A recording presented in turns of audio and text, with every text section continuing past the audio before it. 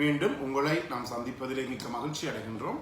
நான் இலங்கையில இருந்து பதுளை போதனா வைத்தியசாலையில இருந்து வைத்தியர் கிருஷான் வேதநாயகம். நாங்கள் கதைத்துக் கொண்டிருக்கிற விடயம் ஆண்களுக்கு ஆண்மை இன்மை ஏற்படுவதற்கு பொறுப்பான மருந்துகளை பற்றி நாங்கள் பார்த்து கொண்டிருக்கிறோம். என்னென்ன நோய்களுக்கு மருந்துகள் பாவிக்கின்ற போது இந்த இரெக்டைல் டிஸ்ஃபங்க்ஷன், ஆண்மை இன்மை, ஆண்குறி விரைப்படைய முடியாத தன்மை, அதே நேரத்திலே இந்த ப்ரீமேச்சுவர் இஜாக்குலேஷன் என்று சொல்லப்படுகிற விந்து முந்துதல் என்ற பிரச்சனை என்னென்ன மருந்துகள் பாவிக்கின்ற போது ஏற்படுகிறது என்பதை பற்றி பார்க்க போகிறோம்.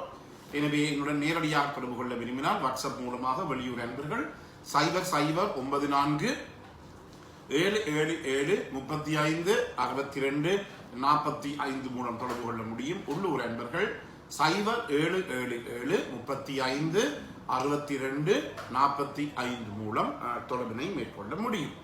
எனவே இந்த நோய்களுக்குரிய மருந்துகளை பார்க்கின்ற போது முக்கியமாக இந்த உயர்குருதி அமுக்கம் அல்லது ஹை பிளட் பிரஷருக்கு நாங்கள் பாவிக்கின்ற 2 வகையான மருந்துகள் இருக்கின்றது.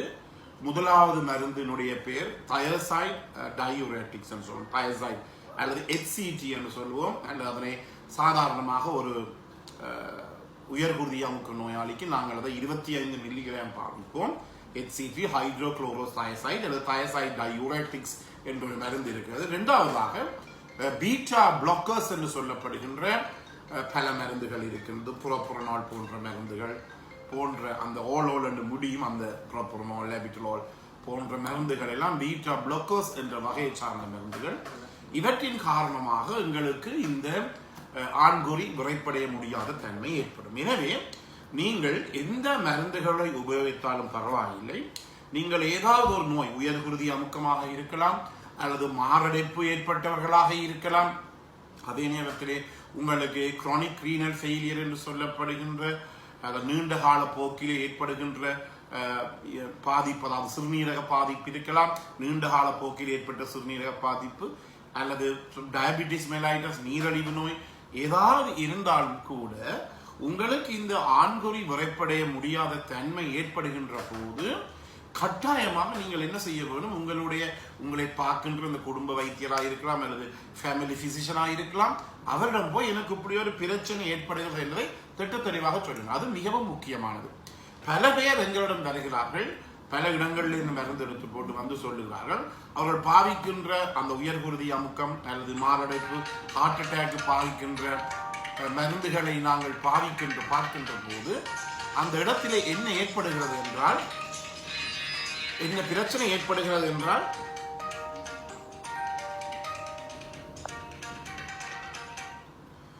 அந்த இடத்திலே ஏற்படுகின்ற பிரச்சனையை நாங்கள்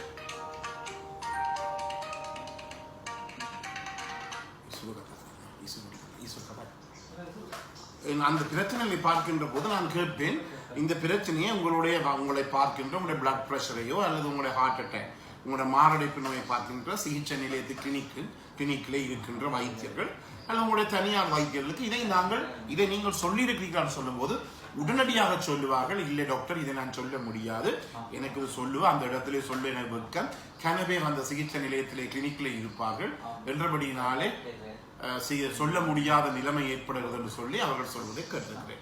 எனவே இது மிகவும் பிழையான நிலையில் அந்த வைத்தியருக்கு தெரிய வேண்டும் அந்த மருந்தினுடைய இந்த உதாரணமாக ஹைட்ரோகுளோரோதயசைட் என்ற மருந்தாக இருக்கலாம் அல்லது பீட்டா பிளாக்கர்ஸ் என்ற மருந்தாக இருக்கலாம்.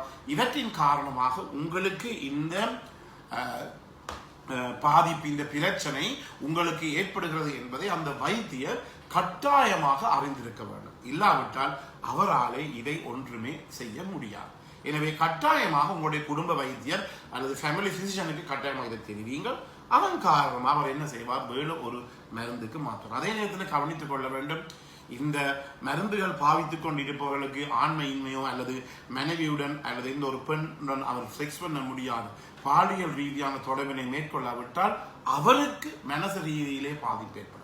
உங்களை சொன்னேன், பல பேர் வந்து சொல்லியிருக்கிறார்கள், மனைவி மேல் வந்து சொல்லியிருக்கிறார்கள், என்னுடைய கணவர் படுக்கையில் வந்து சில நேரங்களில் அழுது இருக்கிறார் என்று சொல்லி தன்னுடைய மனைவியில் அவரால் உடல் உறவு கொள்ள முடியாத ஒரு நிலைமை. எனவே எங்களுடைய மனது சரியாக பாதிக்கப்படும், மென்டல் டிப்ரெஷன் ஏற்படும் அல்லது மன அழுத்தம் ஏற்படும். அதன் காரணமாக மீண்டும் அந்த உயர்குருதி அமுக்கம், பிளட் பிரஷர் கூடுவதற்குரிய காரணம் இருக்கும். அல்லாவிட்டால் என்ன ஏற்படும் என்றால் அவர்களுக்கு இந்த ஹார்ட் அட்டாக் வந்தால் ஹார்ட் அட்டாக் ஸ்ட்ரெஸ் மூலம் மன அழுத்தம் மூலம் மீண்டும் ஒரு வரக்கூடிய சந்தர்ப்பம் இருக்கிறது. என்றபடினால்தான் என்ன நிலைமை என்றாலும் நாங்கள் எங்களுடைய மனதை நாங்கள் சந்தோஷமாக வைத்திருக்க வேண்டும். எனவே இந்த மருந்துகளை பாவிப்பவர்கள் இப்படி ஒரு பிரச்சனை ஏற்பட்டால் உங்களுடைய வைத்தியரும் செல்லுங்கள். அடுத்ததாக நாங்கள் பாவிக்கின்ற இந்த மனநோய்க்கு பாவிக்கின்ற ஆன்டி டிப்ரெஷன் ட்ரக்ஸ் என்று சொல்லுவோம். அதுல ஆன்டி டிப்ரெஷன் உங்களுக்கு தெரியும், டிப்ரெஷன் என்ற மன அழுத்தம். அந்த மன அழுத்தத்துக்கு பாவிக்கிற மருந்துகள் கூட இந்த ஆன்ம இன்மையை எங்களுக்கு ஏற்படுத்தக்கூடியதாக இருக்கும். அதிலே செலக்டிவ் செரோட்டோனின் ரீஅப்டேக் இன்ஹிபிட்டர்ஸ் என்று இருக்கிறது, ட்ரைசைக்ளிக் ஆன்டி டிப்ரெஷன் என்று இருக்கிறது. இந்த மருந்துகளை பாடமாக்க வேண்டிய தேவை கிடையாது. எனவே செலக்டிவ் செரோட்டோனின் ரீஅப்டேக் இன்ஹிபிட்டர்ஸ் என்று சொல்லுவோம். அடுத்ததாக ட்ரைசைக்ளிக் ஆன்டி டிப்ரெஷன் என்று சொல்லுவோம். இவை இரண்டு மருந்துகளுமே இந்த மன அழுத்தத்துக்கு நாங்கள் பாவிக்கின்ற இந்த மருந்துகள் ரெண்டுமே எங்களுக்கு பாரதூரமான ஒரு இந்த அதாவது இந்த ஆன்ம இன்மையை ஏற்படுத்தும். அதே நேரத்தில் உங்களுக்கு தெரியுமோ தெரியாது, சில இந்த அதாவது இந்த ப்ரீமேச்சுவர் இஜாக்குலேஷன் அதாவது விந்து முந்துதலுக்குரிய அந்த மருந்துகளை பார்க்கின்ற போது சில மருந்துகள் மனநோய்க்கு அடாப்சமின் என்ற ஒரு மருந்து இருக்கிறது. அது நாங்கள் மனநோய்க்கு பாவிக்கின்ற மருந்துகள். அதாவது என்ன நடந்தது என்றால் மனநோய்க்கு இந்த மருந்துகளை கொடுக்கின்ற போது அந்த நோயாளிகளுக்கு எல்லாருக்கும் இந்த செக்ஷுவல் டிசையர் பாலியல் ஆசையெல்லாம் அதிகரித்தது. எனவே இதன் காரணமாக அந்த நீதியிலே ஒரு ஆராய்ச்சி மேற்கொள்ளப்பட்டு அதன் மூலமாக எங்களுக்கு கண்டுபிடிக்கப்பட்டது என்னவென்றால் இந்த மருந்துகள் எங்களுக்கு நல்ல ஒரு விளைவை எங்களுக்கு ஏற்படுத்தக்கூடியதாக இருக்கின்றது. அதாவது மனநோய்க்கு பாவிக்கின்ற மருந்துகள் இந்த ப்ரீமேச்சுவர் இஜாக்குலேஷன் அல்லது விந்து முந்துதலுக்கு கூட பாவிக்கப்படுகிறது. எனவே இதை நாங்கள் கவனித்துக் கொள்ளணும்.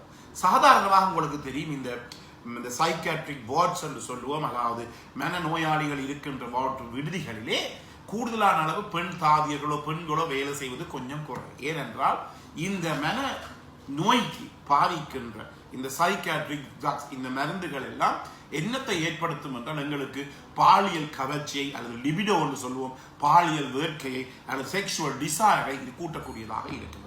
ஆனால் சில மருந்துகள் இது குறைக்கக்கூடியதாக இருக்கின்றது. ஆனால் கூடுதலாக இந்த அதாவது ட்ரைசைக்ளிக் ஆன்டி டிப்ரெஷன், அடுத்ததாக செலக்டிவ் செரோட்டோனின் ரீஅப்டேக் இன்ஹிபிட்டர்ஸ் போன்ற மருந்துகள் கூட இப்படி பாரதூரமான விளைவை ஏற்படுத்தும். எனவே நீங்கள் யாராக இருந்தாலும் நான் மீண்டும் மீண்டும் உங்களுக்கு சொல்வது என்னவென்றால், உங்களுக்கு நோய் இருக்கிறது, நோய் இல்லாத உலகத்திலே ஒருவருமே கிடையாது. யார் ஒருவர் தனக்கு நோய் இல்லை என்று சொன்னால் அவர் ஒரு பொய். எல்லாருமே இந்த நோயை உடையவர்களாகத்தான் அவர்கள் இருக்கிறார்கள். என்றபடியினாலே நீங்கள் என்ன செய்ய வேண்டும், நோய் இருந்தால் பரவாயில்லை, உங்களுக்கு இந்த மருந்துகள் குடிக்கின்ற போது ஆண்மையின்மையில பிரச்சனை ஏற்படுமாக இருந்தால் உங்களை பார்க்கின்ற அந்த வைத்தியரிடம் கட்டாயமாக நீங்கள் தெரிவிக்க வேண்டும். அவர் என்ன செய்வார், இந்த மருந்தை வேற ஒன்றுக்கு சுவிட்ச் ஆன் பண்ணுவார், இதை சுவிட்ச் ஆஃப் பண்ணி போட்டு இதை நிப்பாட்டி போட்டு வேறொரு மருந்துக்கு அவர் மாற்றுவார். எனவே நேயர்களே, இந்த நிகழ்ச்சி உங்களுக்கு பிடித்திருந்தால் மறக்காமல் பார்க்காதவர்களுக்கு அறிமுகப்படுத்துங்கள், லைக் பண்ணுங்கள், ஷேர் பண்ணுங்கள். யூடியூப்லேயே பார்ப்பவர்கள் மணி சின்னத்தை பெல் சைனை அமர்த்தி சப்ஸ்கிரைப் பண்ணுங்கள். டிக்டாக்லேயே மறக்காமல் ஃபாலோ பண்ணுங்கள். மீண்டும் உங்களை சந்திக்கும் வரை நன்றி, வணக்கம்.